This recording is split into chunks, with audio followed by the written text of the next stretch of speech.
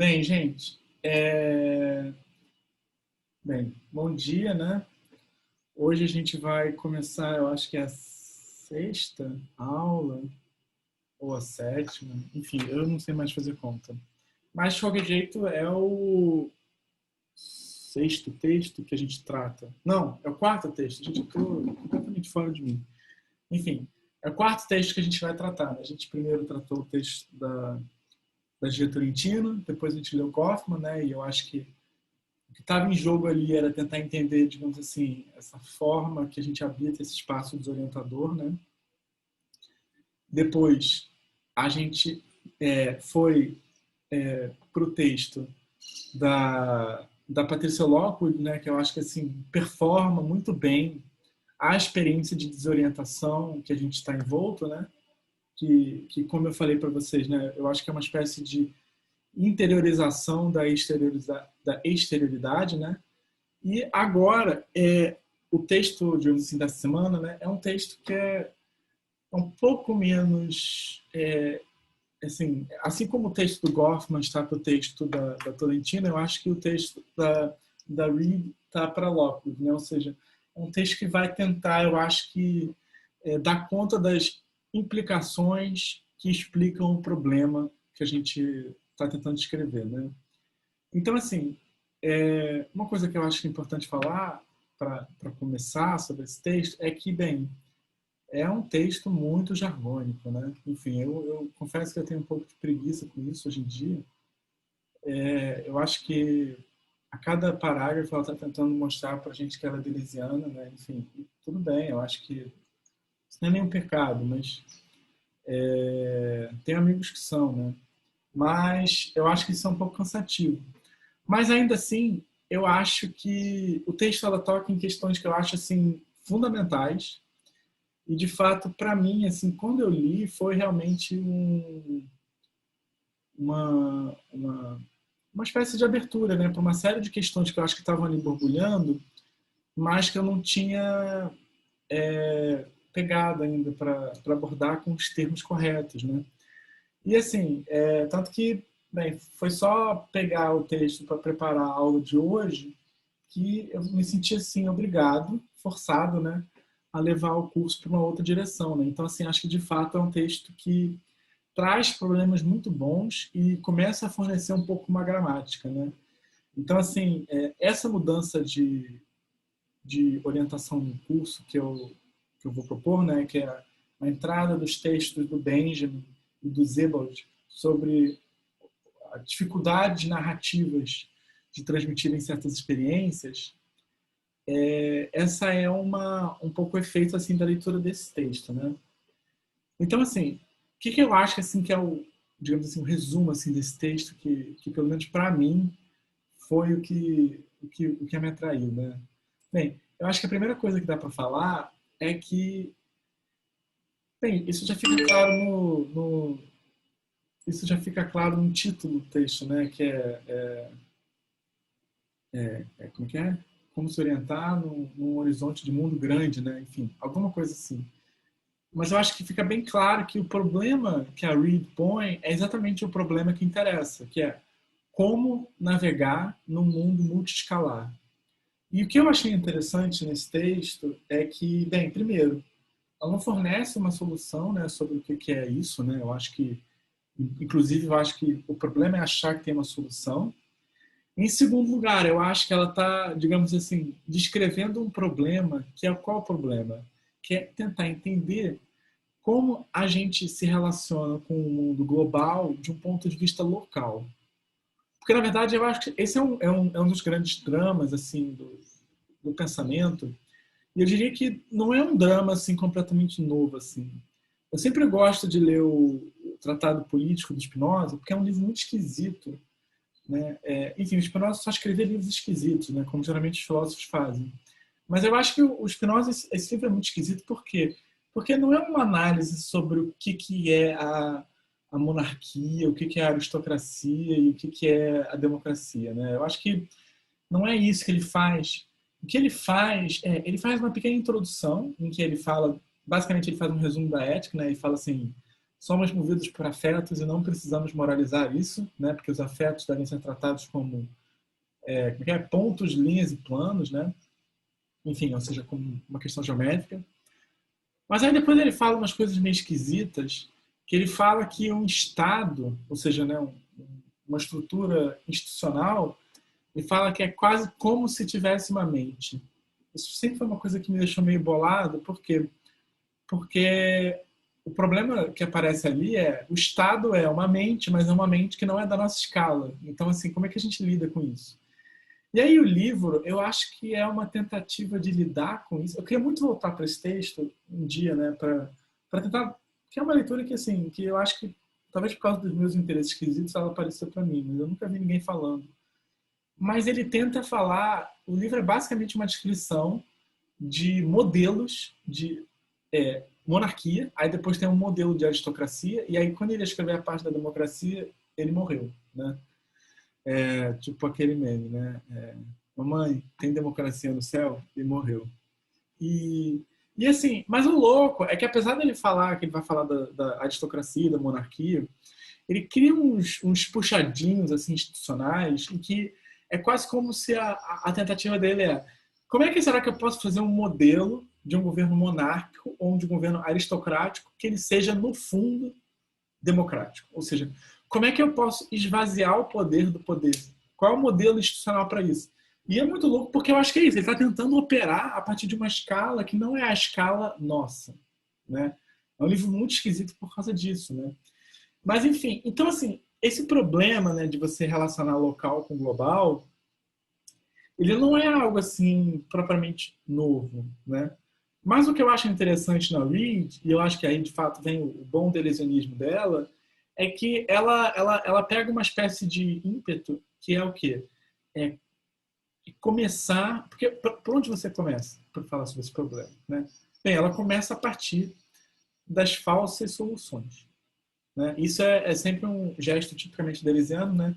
Que é apontar os falsos problemas para que dos falsos problemas você consiga botar o problema de uma forma satisfatória. Né?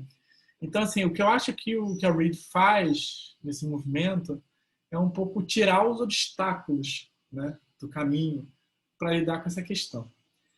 E como é que isso começa? Bem, eu acho que isso começa, na verdade, nem no meio, nem no início do texto, mas no meio, em que, para mim, e na verdade eu devo admitir que eu acho que foi esse parágrafo assim que me deixou bolado, assim, porque essa sessão, né, que eu acho que é a segunda sessão, que me deixou bolado porque assim ela pôs em termos tão claros o que eu estava procurando há muito tempo, né? Que ela vai falar assim, antes de entrar na discussão dela, ela vai falar assim, ok, mas a gente tem que lidar com essa escala multiplanetária e blá blá blá e tudo mais, e é difícil, é complicado, colonização, mas o que é navegar, né? E aí ela põe numa fórmula, que eu vou até citar, né, que ela fala que navegar seria a mediação contínua da intencionalidade com a contingência dos eventos desconhecidos ou ocidentais. Ou seja, existem dois aspectos na navegação, e eu acho que é importante isso. Na verdade, eu diria que tem três aspectos. Né? O primeiro aspecto é o quê? Para navegar, você precisa ter uma intencionalidade, ou seja, você precisa saber o que você está procurando. Né? Eu acho que se a gente não sabe o que a gente está procurando, a gente não tem o que fazer. Né? Eu estava escutando, eu não sei se eu falei isso para vocês, ou eu falei isso em outra aula, mas eu estava escutando um podcast que é o podcast mais assim, tipo, mundo Moreira Salles de todos os tempos, né? Que é o 20 Mil Léguas Submarinas, que é feito por duas pessoas que têm sobrenomes, né? É literalmente isso, né? São duas escritoras que... É bom o podcast, mas eu não consigo deixar de ficar irritado com o fato de que um podcast patrocinado pelo Universo Moreira Salles, né? Porque é patrocinado pelo Instituto Serra Pilheira, que é um podcast de uma editora da galerinha assim, hipster de São Paulo, né? Que é a editora Todavia. Eu não consigo não ficar irritado com o fato de que as duas apresentadoras desse programa, que fazem um trabalho bom, são duas pessoas que são filhas de pessoas, né?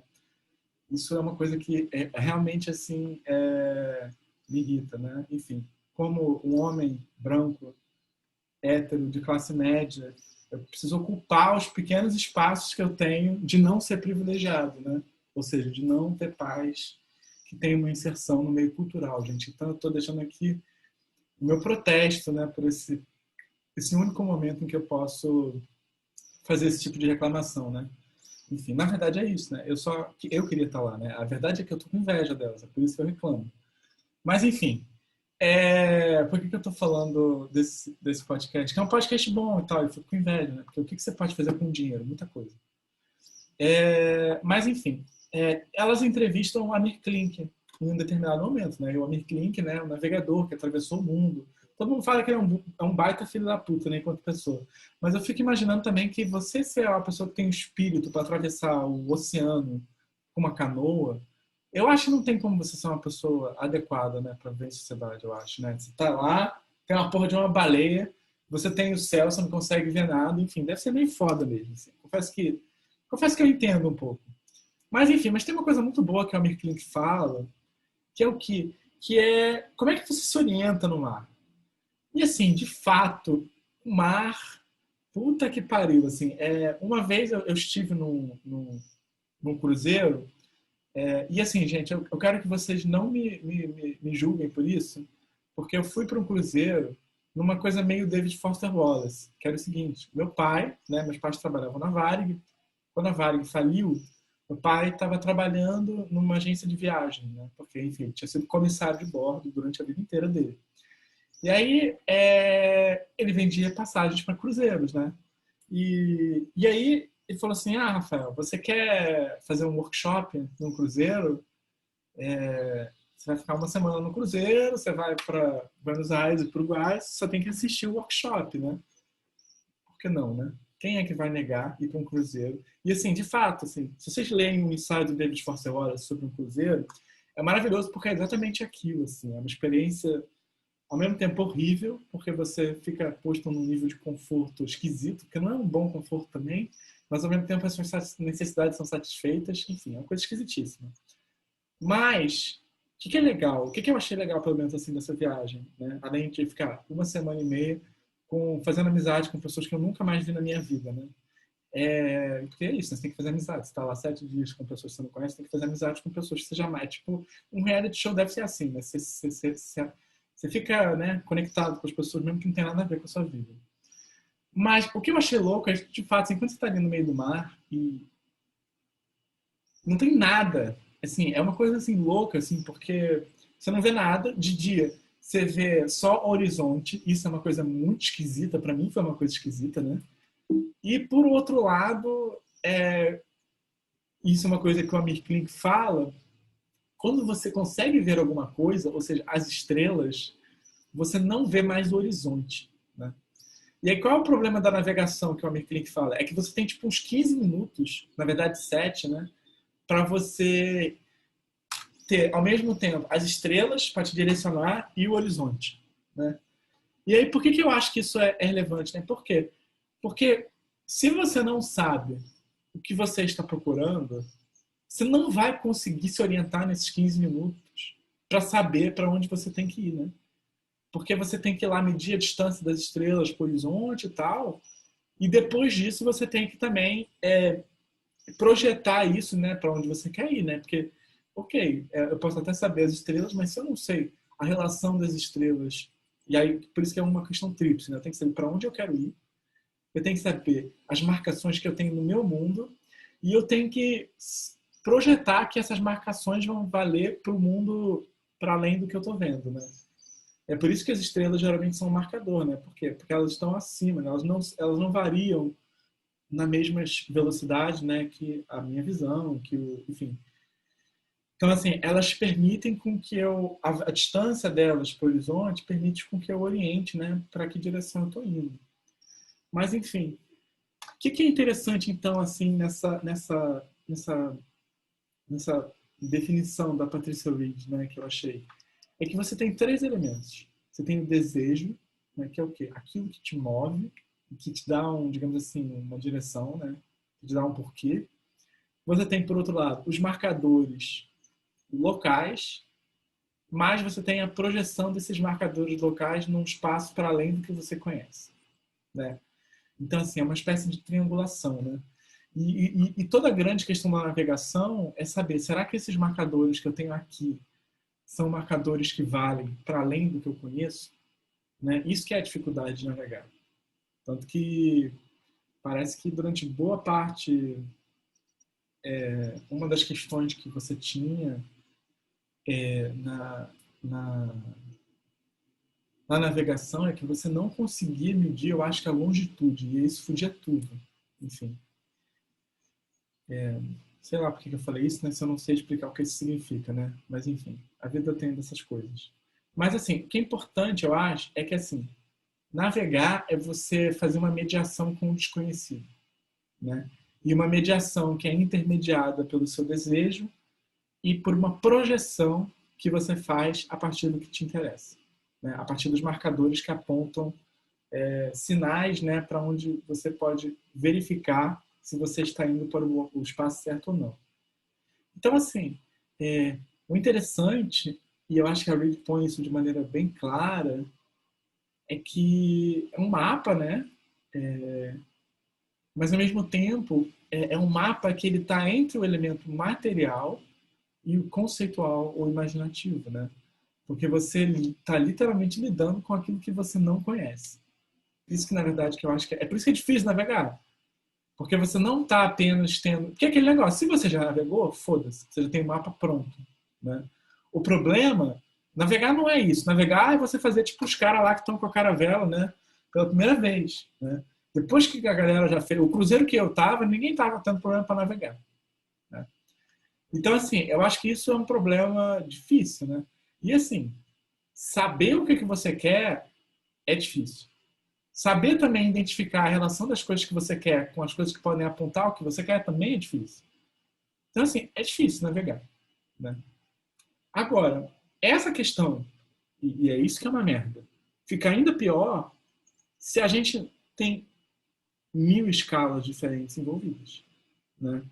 Então, assim, se a gente lida com uma escala, como a Reed fala, né, de uma escala planetária, né? Ou seja, tem tantos níveis e dimensões que escapa a nossa capacidade de processar. Eu acho que isso é uma das dificuldades da internet, né? Que assim, tem 1000 coisas acontecendo ao mesmo tempo. E a pergunta que aparece pra gente é: com o que eu vou gastar a minha atenção? Né? Com o que eu vou perder meu tempo? Né? E claro, a gente perde tempo com as piores coisas possíveis. Mas assim, por quê? Porque de fato é difícil a gente saber a qual coisa a gente tem que se orientar, ainda mais que elas todas parecem estar acontecendo ao mesmo tempo, né? A Reed usa uma palavra muito boa, que é, eu não sei se eu consegui traduzir bem, acho que não, mas ela fala nested, né? Que ela fala que as perspectivas estão nested, que eu traduzi por aninhadas, no sentido de que elas estão entrelaçadas, né? Misturadas, que nem um ninho, né? Que são os gravetos. Eles estão tão misturados que eles formam um bloco difícil de você mexer, né? Então, assim, não é surpreendente, né? Eu acho que isso é um dos dilemas, né? É que, bem, você vai ter vários tipos de sinais diferentes, várias marcações, e o seu próprio desejo, né, vai ficar confuso sobre o que você quer. Né? Inclusive, o nosso desejo também não é consistente. O problema é que a gente também quer muitas coisas que são conflitantes, né? Então, assim, é justamente assim, nesse ponto, né, que a gente tem que mapear regiões desconhecidas, né, que, e aí eu acho que vem digamos assim, o drama das escalas, que, bem, o problema é que a gente, em algum sentido, já sempre mapeou as coisas. Né? Por quê? Porque a gente não encara as coisas de modo confuso, eu acho. Né? Eu gosto muito de uma coisa que o Spinoza fala. Spinoza fala, eu não lembro onde ele fala isso, se é no livro sobre Descartes, talvez. Mas, enfim, ele vai falar assim, Descartes está errado sobre o que é uma dúvida. Né? E tudo bem, o Descartes não está errado, mas é porque o Spinoza está querendo falar de outra coisa. O Spinoza vai falar, o que é uma dúvida?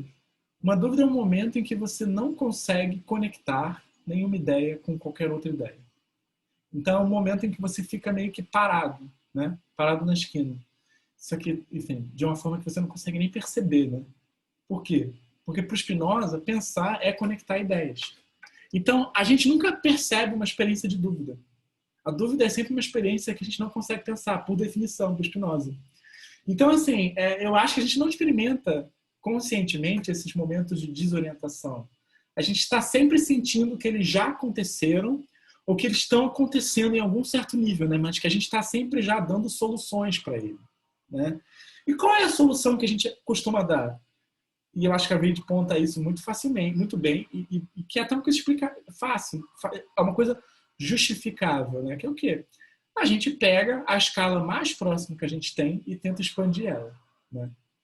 E a Reid, ela não entra nesses méritos, assim, mas eu acho que, assim, é um pouco essa dinâmica, eu acho que é um pouco a dinâmica que você vê entre... Eu não sei de nada disso, tá, gente? Mas, enfim, eu vou falar porque eu tô aqui para isso.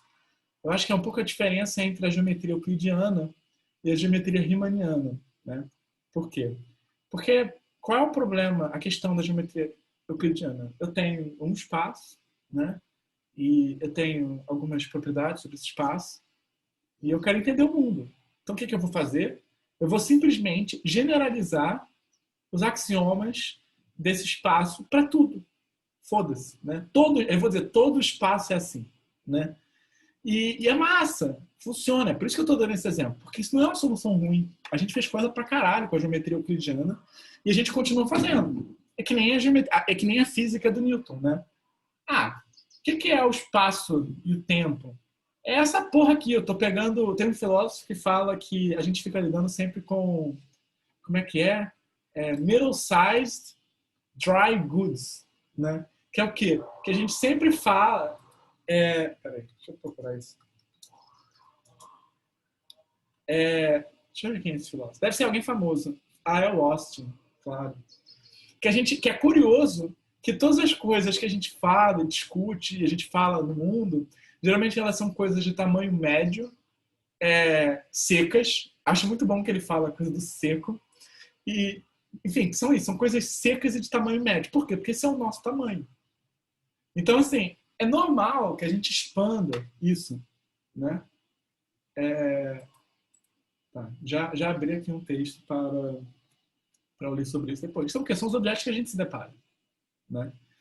E aí, qual é o problema? Ok, a física do Newton funciona muito bem com astros, né? Com corpos médios do nosso tamanho. O problema é quando você vai lidar com corpos da escala do cosmos, que é o Einstein, né? Porque para o Einstein, o que tem? Tem um objeto, que se chama o tecido do espaço-tempo, que é contínuo. E a física dessa porra não pode ser igual à física de um planeta, né? Mas, por outro lado, se você vai na microescala, é o mesmo problema, né? Não é nem micro, né? Enfim, escala quântica, sei lá. É o mesmo problema. Essas coisas não funcionam com as mesmas leis. Então, assim, a física, eu nem falei da geometria riemanniana, mas vou voltar a ela. Mas, assim, a física faz sentido ela lidar com essas coisas, com essa escala, porque dá certo, né?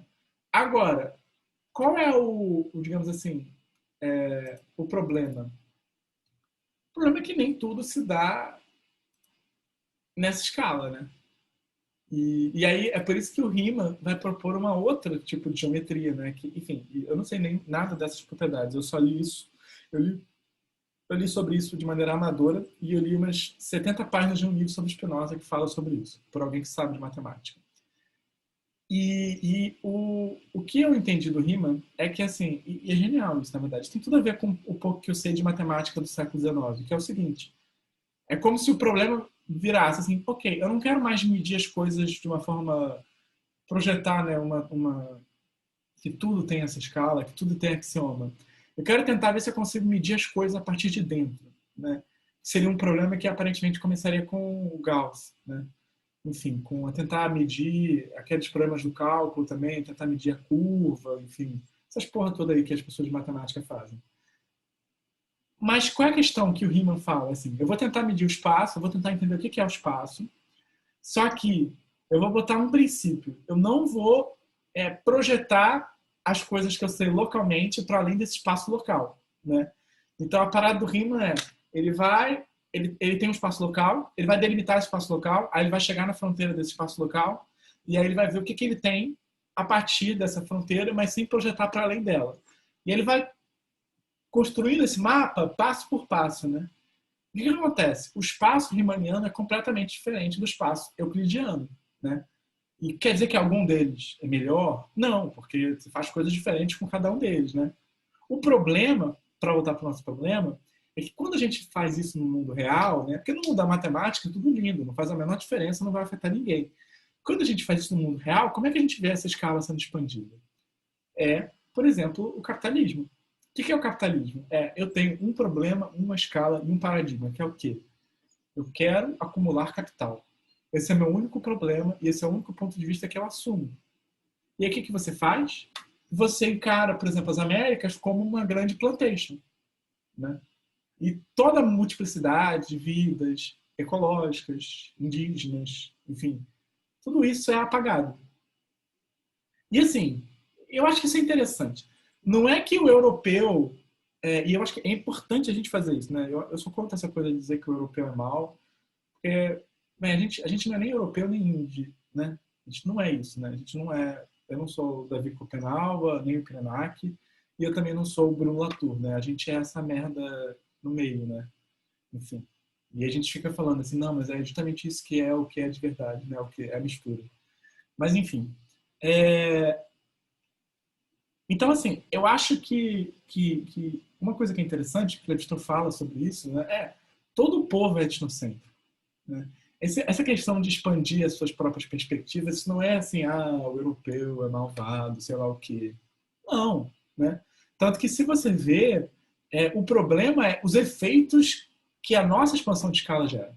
Né? O problema é o paradigma que a gente meio que adota. E assim, se você for bem sincero, assim, você vê que assim, o paradigma do capital não é nem um paradigma que você pode chamar de algum povo, né? Digamos assim, né? É alguma coisa que vai dominando, que surgiu na Europa por condições históricas e tal. Mas, assim, moralizar isso eu acho que é um problema que dificulta a gente lidar com essa questão, né? Mas, enfim, qual o problema, então, de você projetar uma escala para um mundo multi-escala? É que você acaba apagando, de maneira violenta, as outras perspectivas, né? E aí você vai fazer o que você faz hoje, né? Que é o quê? Matar índio porque você quer usar a terra deles para mineração. E foda-se, né? Ou fazer aquela coisa, né? De querer trazer os índios para civilizar os índios, né? Que como o Viveiro de Castro fala muito bem, né? É transformar o índio em pobre. Porque de fato é isso, né? O indígena que, digamos assim, está ali na sua economia, no seu mundo, né? Não é que ele está desconectado do nosso mundo, né? Ele está ali, digamos assim, numa espécie de resistência a esse mundo, numa certa fronteira. Mas ele não é pobre. Por quê? Porque a questão dele é justamente resistir a esse tipo de perspectiva, né? E o processo de inclusão dos índios, né, é o quê? É fazer com que a terra deles seja propriedade privada, que eles possam vender a terra. O Marx fala isso muito bem, né? Que a propriedade privada tem a ver com esse processo de empobrecimento. Né? Por quê? Porque quando você transforma a terra em propriedade, quem é que vai, no final das contas, acumular a propriedade? São poucas pessoas, né? Enfim. Ele fala isso de modo desenvolvido. Né? Mas o que isso implica, eu acho, é que não apenas a gente tem um problema de navegar entre múltiplas escalas, mas isso é um problema político. Né? Por quê? Porque envolve violências, alteridades, enfim. Então, assim, essa projeção de mundo multiescalar, ela tem um caráter de responsabilidade também, eu acho. Né? Eu fico na dúvida se eu falo de política ou ética, porque, enfim, eu ainda estou meio me decidindo com esses termos, né? Que acho que são termos muito parecidos e diferentes, né? Mas eu diria que, em certa medida, você tem ali uma questão de responsabilidade do tipo de projeção que você faz. Né? Então você tem uma pergunta, né?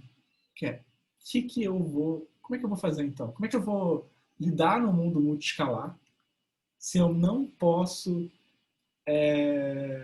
digamos assim, né? Se eu não devo, para usar uma palavra boa, porque eu estou numa onda bem kantiana, então acho que eu vou falar isso. Se eu não devo, digamos assim, reduzir as outras perspectivas e escalas à minha escala, o que eu faço? Né? É possível especular isso? Né? Eu acho que esse é o problema que a Rick põe. E a Ridge ela não resolve isso, mas ela põe algumas condições que eu acho que são até boas para a gente pensar o nosso problema. Né? E a primeira condição eu gosto muito, e é por isso que eu falei da questão do dever, né? é que ela é uma espécie de imperativo, né? Ela não fala nesses termos, mas eu acho que é o que está ali, né? É tipo assim, é uma espécie de compromisso de você preservar distinções localizadas, né? Ou seja, ok, eu quero, enfim, navegar no mundo multiescalar, mas eu quero fazer isso sem reduzir as outras perspectivas e escalas, a minha perspectiva e escala. Então, assim, você vê que a coisa já se posiciona de uma forma meio imperativa, né? E eu acho que isso é um passo inicial, né? Por quê? Porque o principal risco é justamente a gente reduzir as coisas a um certo ponto de vista, né? Reduzir as múltiplas diferenças inconsistentes. Então, assim, o primeiro passo para evitar essa redução é considerar a especificidade de cada local. Ou seja, né, aceitar que cada local, cada ponto de vista, cada escala tem a sua verdade, a sua objetividade, mas é uma verdade sempre parcial. Né?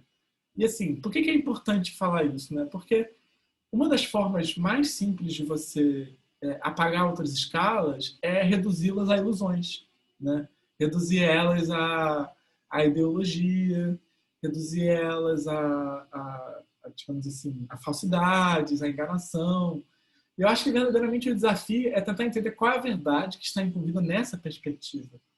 Porque é apenas assim que você consegue evitar. É uma proposta de você. Uma possibilidade de você evitar reduzir as outras coisas. Porque se tem algo ali de objetivo, você não tem como reduzir aquilo. Aquela singularidade tem alguma coisa, né? E para pensar assim de uma forma bem boba, mas com outro problema, né? Eu fico pensando assim, nessa questão enfim, se as pessoas que são bolsonaristas, as pessoas que, enfim, estão ali e tal. E eu acho que assim, ok, a gente pode, digamos assim, no âmbito pessoal, chamar as pessoas de idiotas, xingar elas, querer mandar elas tomar no cu, querer que elas morram e tal. Mas assim, a verdade é que se elas estão tão engajadas naquilo, é porque aquilo diz algo para elas, né? Aquela experiência tem algo de verdadeiro, ainda que elas não consigam expressar isso, né? Até porque isso é o mesmo para a gente, né? A gente também não consegue expressar sempre qual é a objetividade da nossa situação. Não é porque a gente está nela que a gente sabe, né? Pelo contrário. Então, assim, eu acho que a questão é uma espécie de imperativo que evita a generalização redutora, né? Mas, assim, isso é interessante, mas, ok, a gente consegue preservar a especificidade dos pontos de vista particulares. Por quê? Porque a gente está tomando isso como imperativo, né? Mas e aí? O que eu faço a partir disso? Porque eu ainda tenho que pensar, ok, e o mundo multiescalar, caralho? Como é que eu vou lidar com essas perspectivas? Porque viver num mundo em que você respeita todas as perspectivas e pontos também é um caos. Por quê? Porque se tudo é verdade, digamos assim, você continua perdido, né? Porque você vai simplesmente ficar indo de um ponto a outro, né? Talvez você vai ficar que nem eu fico quando eu estou lendo os textos da história da filosofia, né? Que é tipo assim, eu concordo com todo mundo, né? Eu acho horrível isso, porque eu concordo com todo mundo, eu quero concordar com todo mundo, mas é importante entender em que medida você está concordando, né? Na verdade, para mim, esse eu acho que é o grande desafio, né? O meu desafio pessoal, enquanto, digamos assim, leitor de filosofia, é como que eu consigo entender, como que eu consigo manter o fato que eu quero dizer que está todo mundo certo, sem que isso signifique uma zona, né? E o princípio que eu tomo, né, que é um princípio que eu acho que não tem como ser aplicado de cima para baixo, mas tem como ser apenas avaliado caso a caso, é tentar ir elaborando os tipos de verdades que tem em cada obra, né, que você vai encontrar, enfim, e ver como elas se juntam na prática, né? Não, eu concordo, alguns estão mais certos que outros, mas é isso, mas a questão é por quê, né? Mas eu concordo com isso, né? E então, assim, e eu acho que a solução que a Reed vai dar, né, que na verdade não é uma solução, é uma segunda condição, eu acho que é um passo nisso, né? Ok, porque, beleza, eu estou preservando a singularidade de cada escala, de cada perspectiva, de cada paradigma. Mas como é que eu vou navegar num mundo que está misturando tudo isso? E ela se apoia no Edouard Glissant, né, que é um escritor, e no matemático Alexandre Grothendieck. Sei lá falar isso, gente. Ele era francês, ou sei lá, vivia na França, mas Deus me livre saber pronunciar esse nome. E assim, qual é digamos assim, o elemento chave assim, que ela vai pegar deles, né? É que eles vão tentar procurar pensar uma totalidade não homogênea, né? Ou seja, eles não vão estar tentando dar uma totalidade que seja apenas uma projeção de um ponto de vista, mas a maneira como eles vão fazer isso é genial. Por quê? Ela é a partir da maneira que eles pensam as localizações particulares, né? Ou seja, eles vão pensar que a especificidade de um ponto de vista particular está não apenas na sua singularidade, né, mas também nas relações que ele entretém com o resto do mundo. Então, assim, é como se as coisas que tem no mundo não são assim coisas desconectadas, né, as perspectivas. Elas são pontos de vistas, né, que estão relacionados a todas as outras coisas, né? De modo que todas as coisas do mundo aparecem a partir do seu ponto de vista, né? A Reed sabe disso com certeza, porque ela lê Deleuze, né? Isso é justamente uma das teorias que a gente encontra no Leibniz e no Whitehead, né? Que eles vão dizer que, né, as mônadas, elas são ao mesmo tempo, né, uma espécie de mistura de desejo com percepção, mas é uma mistura de desejo com percepção que está conectado ao resto do mundo, mas sempre a partir do seu desejo específico, né? Então, assim, o que eu acho interessante nesse negócio é que o que vai acontecer? Cada ponto de vista, né, vai ter nele próprio, porque ele também é, não apenas ele, mas todas as relações que ele entretém, ele vai ter uma espécie de visão de totalidade, né? Então, por exemplo, eu, Rafael, eu não sou apenas a minha singularidade específica, a minha diferença de todas as outras coisas, mas eu sou também a maneira como eu me relaciono com todas as coisas que estão no mundo. Seja as coisas que eu me relaciono diretamente, né, tipo vocês, mas eu também estou conectado com, por exemplo, a maneira como vocês estão relacionados com seus parentes. Por quê? Porque a maneira como vocês se relacionam com seus parentes afeta a maneira como vocês são, que por sua vez me afeta, né? Digamos assim, né? Então, assim, você vê que o que vai aparecer aí, né? E eu acho que isso é bem interessante, né? É que você vai ter uma totalidade que vai variar de acordo com o ponto de vista, ou seja, do paradigma, ou seja, da escala. Mas, como cada elemento dessa sua totalidade também é um ponto de vista, ela também vai ter a sua totalidade. E o que você vai ter? Você vai ter uma totalidade equívoca, né? Um mundo que é o mesmo e não é, né? Um amigo meu tem uma expressão que eu gosto muito, né? Que é o seguinte, que ele roubou de outras pessoas também, né? Mas enfim, é mais que um, mas menos que dois. O mundo é mais que um e menos que dois. Mais que um, por quê? Porque não é apenas a minha perspectiva projetada, mas é menos que dois, por quê? Porque não são dois mundos diferentes, né? Então eu acho que assim que tem uma realidade equívoca aí, né?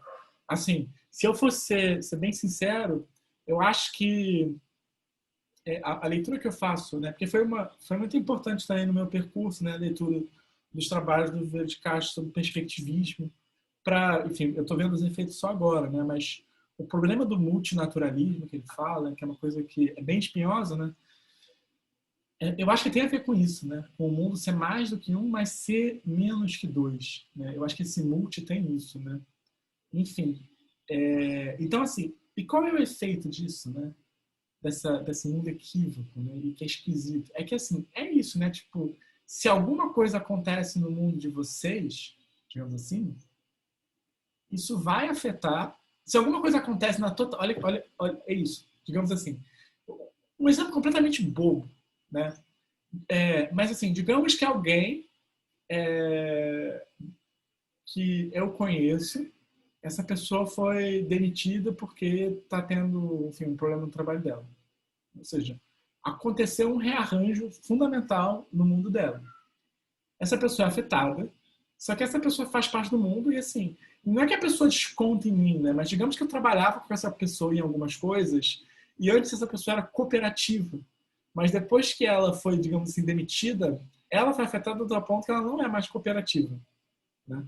E aí, assim, houve uma mudança nessa totalidade, que não é a mudança na minha totalidade, mas como os mundos estão interconectados, isso me afeta. E aí, digamos que isso me afeta a um ponto de que meus projetos começam a desandar, né? E aí eu perco coisas. Aí a minha totalidade é afetada, né? Porque, enfim, coisa ficou confuso, né? Mas o que eu estou querendo dizer, né? é que eu acho que existe um feedback, né, entre esses mundos equívocos, né? Porque ainda que eu não tenha acesso à totalidade dos outros, os outros estão presentes na minha totalidade, né? Então essas coisas se afetam indiretamente, né? E quais são os efeitos disso, né? Que eu acho que é bom falar, né? Primeiro é que essa confusão, ela torna necessária o quê? A gente conseguir diferenciar o que é local do que é geral, né? Ela torna, digamos assim, necessário a gente conseguir ter uma maior precisão sobre o que é nosso e o que é o nosso mundo, né? Até, assim, isso é difícil, né? Porque, senão, para a gente conseguir acompanhar os movimentos de retroação, né? Mas, enfim, é uma coisa que não é que a gente vai determinar fronteiras precisas, né? Mas só esse exemplo bobo, né? Isso é uma forma de tentar entender que, bem, essa pessoa, por exemplo, não está me tratando mal porque ela quer, né? É porque tem algo a ver com o outro mundo dela, né? Não é o meu mundo que está... Não é nada que eu fiz, digamos assim, né? Então, assim, isso é uma coisa que ajuda a se orientar, né? Você tentar diferenciar o que é a sua realidade, sua especificidade e a totalidade equívoca, né? Então, assim, isso acaba sendo importante até para você ter marcadores de orientação. Mas eu acho que tem um outro ponto, e aí, de fato, é aqui que eu acho que torce o rabo da porca. Por quê? Porque eu acho que não apenas tem esse ponto, né, de você precisar lidar com essa retroação, mas essa estrutura de mundo equívoco traz problemas para o que a gente entende como a nossa intencionalidade, ou seja, o nosso desejo. Ou seja, aquilo que a gente procura na medida em que a gente está navegando. Por quê? Porque um dos elementos fundamentais para navegar, né, é justamente que não apenas a gente tem que saber os sinais, mas a gente tem que saber o que a gente quer, o que a gente está procurando. Só que assim, quando a gente entra numa multiescalaridade, né, é como se encontrar uma forma de navegar as escalas acaba sendo o próprio desejo que surge. Por quê? Porque, veja, preservar a singularidade das localizações nos quais a gente está metido significa, a partir desse ponto de vista equívoco, né, preservar que, bem, o mundo, a minha singularidade está na maneira como eu me relaciono com o mundo, mas, por outro lado, cada elemento do meu mundo também tem a sua própria relação irredutível e a sua projeção de uma totalidade, né? Agora, o que é esquisito, né? O mundo fica equívoco nesse ponto de vista, né? Ou seja, não apenas, digamos assim, né, existem outros pontos de vista, mas a própria totalidade ela é equívoca.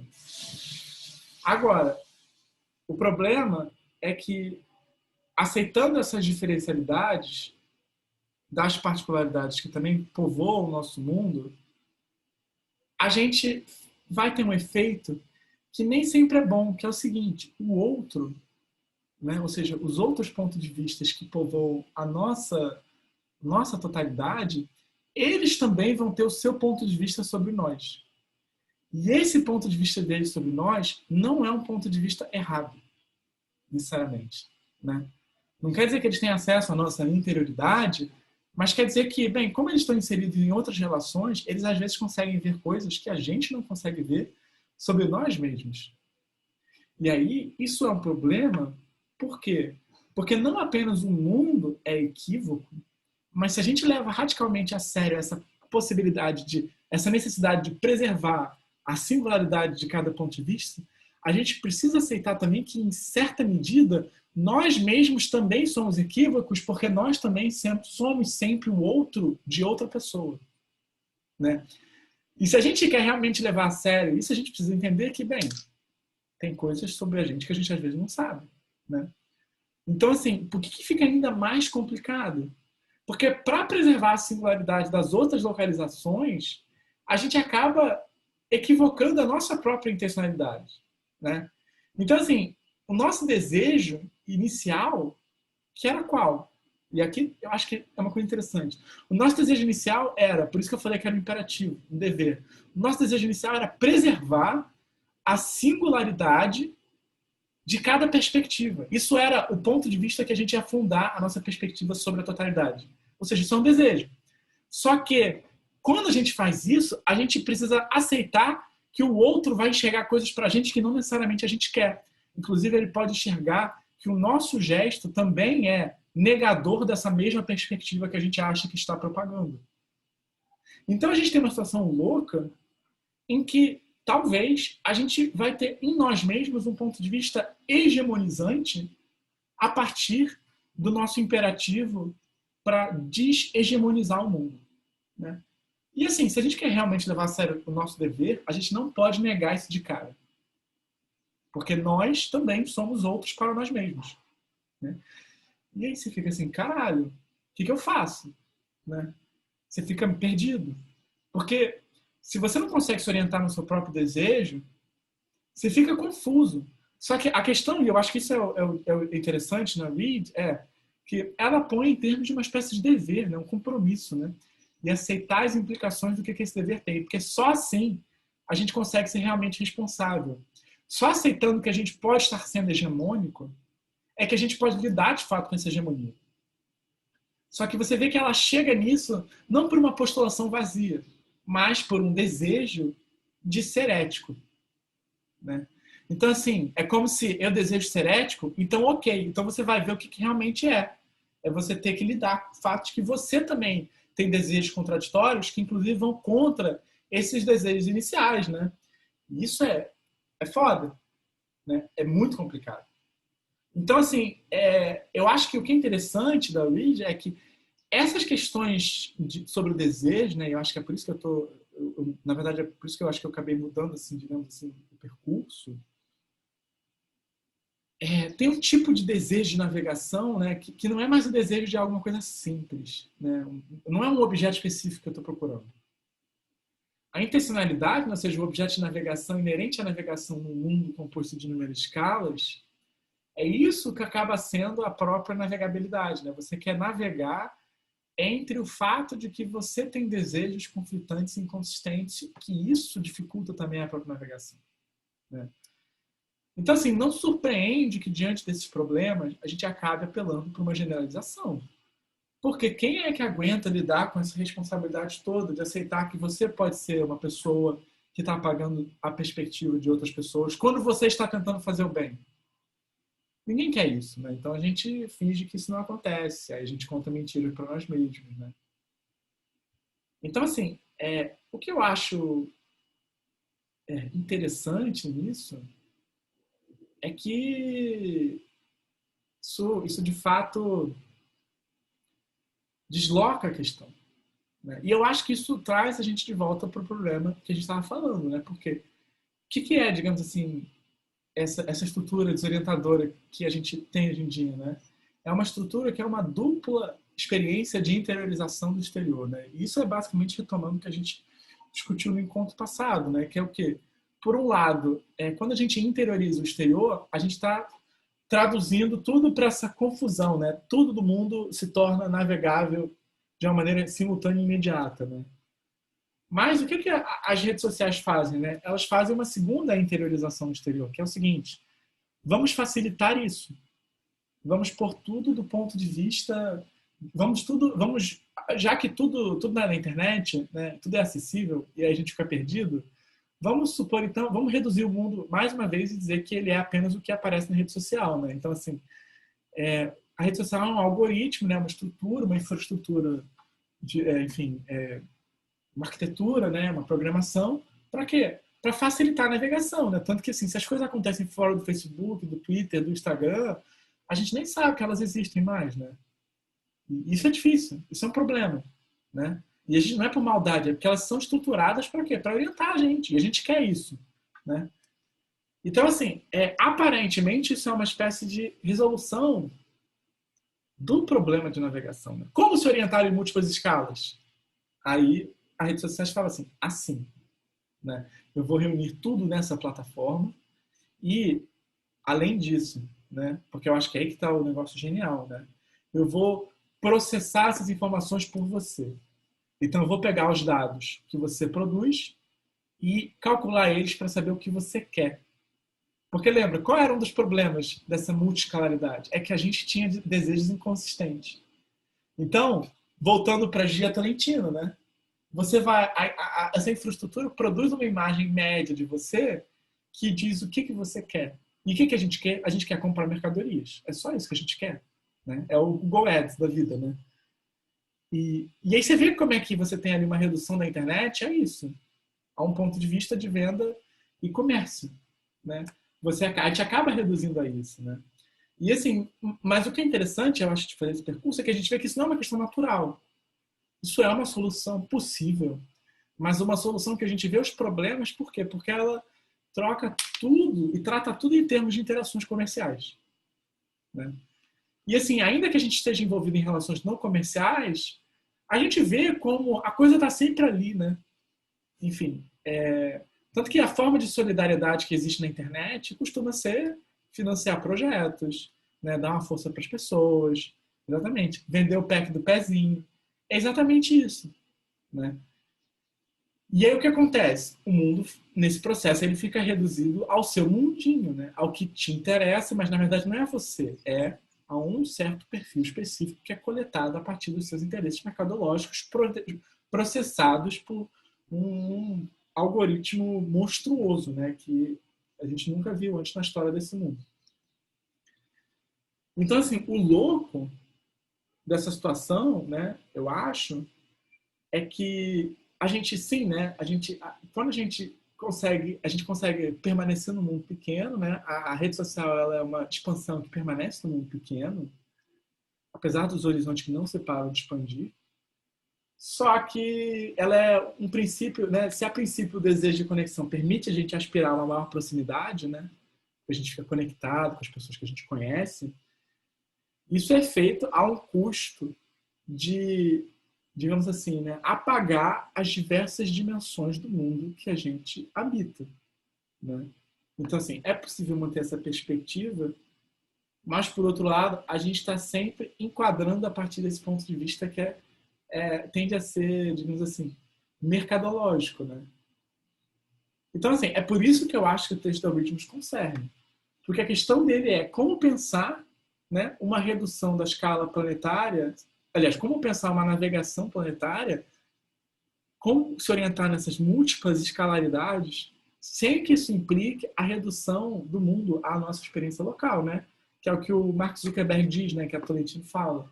Eu quero que seja mais importante para você o cachorro morrendo na sua rua do que, sei lá, um tsunami na Malásia, né? E eu acho, isso é minha aposta, né? Eu acho, né, que, bem, claro, a gente tem essa questão, né, de saber, né, como fazer isso, né? Ou seja, o que é a gente andar numa escala planetária sem fazer essa redução? Esse é o problema da vida. Mas o que me chamou a atenção, eu acho que vai guiar os próximos passos, e eu espero que a gente reencontre essa discussão depois da escala planetária mais para frente, é o quê? É entender o papel do desejo, né? Ou seja, da intencionalidade na constituição do mapeamento.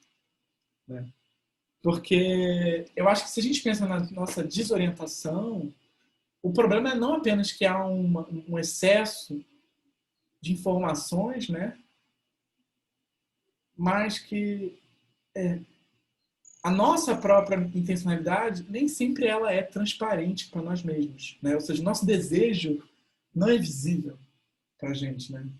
É curioso que ontem justamente chegou no correio o seminário 6 do Lacan, que o nome é O Desejo e Sua Interpretação. Mas, enfim, então, assim, o desejo não é uma coisa transparente para a gente. Né? Não é imediatamente visível, dizer, o que eu quero. Né? Sobretudo depois da psicanálise. Né? Então, assim, a questão é que uma as formas como a gente se orienta na internet, ela tende a chapar o nosso desejo, ou seja, quem nós somos em certa instância, né? Ela reduz a gente a ser apenas uma pessoa só, um tipo de pessoa. Né? Então, a nossa intencionalidade é reduzida a essa questão de ser, né, as mercadorias que a gente deseja comprar. Então, assim, não sei se tem como resolver essa questão, né, mas eu acho que assim, isso aponta um pouco para o efeito da nossa própria intencionalidade na redução do mundo. Né? Porque o mundo é reduzido a uma projeção do ponto de vista. Porque, assim, isso aponta um pouco para o efeito na nossa própria intencionalidade da redução do mundo a um simples ponto de vista que destrói ou invisibiliza dimensões equívocas da realidade, né? Porque se a realidade vira a realidade comercial, porque a gente está ali também refém, digamos assim, das estruturas do Facebook que estão querendo lucrar com a gente, né? A gente é reduzido a um certo produto, né? Que procura outros produtos, né? A gente acaba sendo reduzido no nosso próprio ser, né? Então, assim, eu acho que a dificuldade e o sofrimento que a gente tem na nossa desorientação tem a ver com um pouco com o fato de que a gente se reduz a uma coisa, né? Então, assim, não é que o problema da projeção do mundo, de expansão, né, digamos assim, de uma escala, o problema disso não é que a gente apenas reduz o mundo, é que a gente também está reduzindo a nós mesmos, né? E assim, eu falo isso porque eu acho que às vezes é mais fácil a gente mudar as coisas ou lidar com elas quando a gente afeta como a gente é, do que. Porque o mundo, foda-se, né? A gente meio que caga um pouco pro mundo, né? A gente está envolvido demais assim nas nossas fantasias, nos nossos desejos. Então, assim, quando o nosso desejo é posto em questão, aí realmente aí talvez assim, a gente levante a bunda, né? Mas assim, não é uma coisa voluntarista assim, né? Mas assim, eu acho que o que a gente vê é que essa expansão não é apenas uma expansão que reduz o mundo, mas também acaba reduzindo nós mesmos. Porque a gente apaga as outras perspectivas sobre nós que estão presentes no mundo. E são outras perspectivas que também são válidas, né? Também são parcialmente objetivas. Então a gente apaga nós mesmos, porque quando a gente cala o outro, o desejo do outro, a gente também está calando o desejo do outro que o outro vê em nós e que nós não vemos em nós. Então, assim, é uma coisa asfixiante, né? Então, assim, de fato, eu saio, assim, um pouco, assim, dessa aula e desse texto, né, um pouco, assim, perdido, em certo sentido, né? Porque eu acho que isso abre um problema enorme e, ao mesmo tempo, eu acho que isso confirma a minha aposta de que o problema não é apenas a internet, né? A internet está amplificando e revelando certos problemas. Que é o quê? Que é a dificuldade de se orientar na nossa própria inconsistência. É como se a nossa própria inconsistência e os apagamentos dela estivessem apontando para o apagamento do mundo, né? Mas eu acho isso importante, né? Porque assim, isso envolve juntar qual é o imperativo do Reed, né? Preservar a especificidade de cada localização particular. Isso é um excelente imperativo, isso é um desejo que a gente tem que tomar, né? Eu acho que a nossa liberdade está em tomar isso como um desejo e seguir suas consequências. Acho que isso é um elemento ético, né? Mas aí eu acho que tem um corolário que se adiciona a isso, né? Que é o seguinte: a permissão, além de preservar a especificidade de cada localização particular, a gente também tem que permitir uma certa inconsistência no próprio sujeito em si mesmo, que dispõe o sujeito a agir contra si mesmo, né? Mas assim, por que eu digo que isso é um corolário? Porque isso é importante, porque essa inconsistência do sujeito, ela não vem a partir do sujeito moendo em si mesmo. Não é um gesto solipsista, não é um gesto, digamos assim, solitário, né? A pessoa fritando, quem eu sou? Não é isso. Essa inconsistência do sujeito, ela só tem como aparecer a partir da equivocidade do próprio mundo. E isso nos ata ao mundo, né? Isso é uma forma também, eu acho, assim, de trazer essa pergunta pela inconsistência do sujeito, sem deixar ela ser uma coisa meio, né, uma simples pergunta pela individualidade burguesa, digamos assim. Não, porque a nossa inconsistência tem a ver com a inconsistência do mundo, a equivocidade do mundo. Então tem a ver com o outro, com a maneira como o outro projeta o mundo, né? Então, dessa forma, a gente deixa isso atado, né? Que essa inconsistência só tem sentido a partir da equivocidade do mundo. Então, a nossa equivocidade é o efeito dessa equivocidade do real, não o contrário, né? Não é que existem muitos mundos porque nós somos múltiplos. Não. Nós somos múltiplos porque a realidade é múltipla. Então, assim, difícil, complicado, né? Assim, na verdade, eu vou ser sincero, assim, eu fico assim, ao mesmo tempo, e é por isso assim que os próximos passos do, do curso, assim, eu fico um pouco perdido, né? Porque eu acho que tem dois caminhos que se abrem e eu acho que um deles a gente só vai investigar, né? Se, digamos assim, no próximo semestre, né? Na verdade, eu já estou eu já estou com a cabeça ali, né? É inevitável, né? Sempre quando você começa a planejar um curso, você está sempre sonhando com o próximo. Mas agora eu estou feliz porque eu acho que as coisas estão conectadas, né? Porque eu acho que a questão a nossa relação com a orientação do mundo tem a ver também com essa orientação entre os nossos desejos, né? Então eu acho que assim, digamos assim, o próximo curso, né? A filosofia e orientação e o problema da desorientação 2 é uma tentativa de analisar isso na sua relação com o desejo, né? Ou seja, o papel do mapeamento, do desejo no mapeamento, ou seja, tem a ver com essa equivocidade, né? Tanto que eu acho que se eu tivesse que dar um nome para o próximo curso, seria o título de um livro da Joan Kopchak, que é uma teórica lacaniana, mas fala sobre filmes, enfim. Parece que ela está há 10 anos escrevendo um livro sobre o Kiarostami. E ela tem um livro cujo título é maravilhoso, que é Read My Desire, né? Que é Leia Meu Desejo. E aí o subtítulo é Lacan contra os historicistas, que basicamente é Lacan contra Foucault. E a ideia dela é que as ferramentas do desejo, da psicanálise lacaniana, elas são mais ricas para a gente entender essa localização histórica, né? E eu achei isso interessante, né? Inclusive esse livro, em tese, é para chegar aqui em casa hoje, né? Mas, então assim, eu acho que esse vai ser o problema do próximo curso, né? Mas para a gente, antes de chegar lá, né, tem que terminar esse curso, né? E aí é por isso que eu fiz uma mudança, né, no cronograma. Eu incluí 2 textos do Benjamin, né, que é o Contador de Histórias, ou o Narrador, e o Experiência e Pobreza. Porque são 2 textos que o Benjamin está se perguntando assim, poxa, tinham histórias que a gente ouvia que comunicavam para a gente uma certa experiência, como a gente tinha que ser, como a gente tinha que agir, né? A modernidade meio que é o rompimento disso, né? E eu acho que esses textos são muito bons para a gente entender, né, essa coisa da comunicação de experiência, né? Porque como que isso informa a gente, né? Então, eu decidi que a gente vai meio que ler esses textos, né, para ver onde que eles levam a gente, né? E depois disso, eu queria complementar eles com o texto do Sebald, que é o Guerra Aérea e Literatura, porque a grande questão dele é que tem certas experiências que a gente não consegue comunicar porque elas transcendem a nossa escala, né? Então, tipo, que diabos a gente faz?